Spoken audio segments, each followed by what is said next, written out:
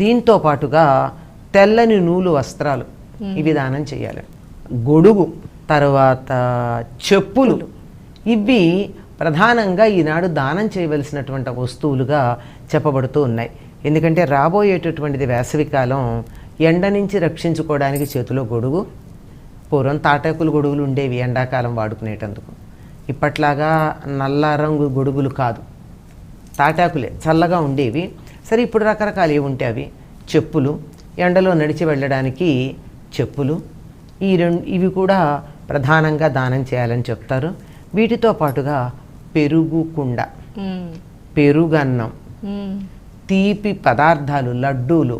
ఏదో దీనికి సంబంధించిన కథలో ఒక ఆయన ఆ లడ్డూనే దానం చేసినందువల్ల మరుజన్మలో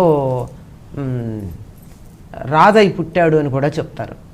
కనుక తీపి మధుర పదార్థాలు, ఎందుకంటే వేసవి కాలంలో కొంచెం తీపి తగులుతూ ఉండాలి నోటికి, లేకపోతే శరీరంలో ఉన్నటువంటి శక్తి అంతా కూడా వెళ్ళిపోతూ ఉంటుంది. కనుక తీపి పదార్థాలు ఇవి దానం చేయాలన్నారు. ఏవి దానం చేసినా మంచిదే. వీటితో పాటుగా ప్రధానంగా చెప్పింది ఏమిటంటే సువర్ణ దానం.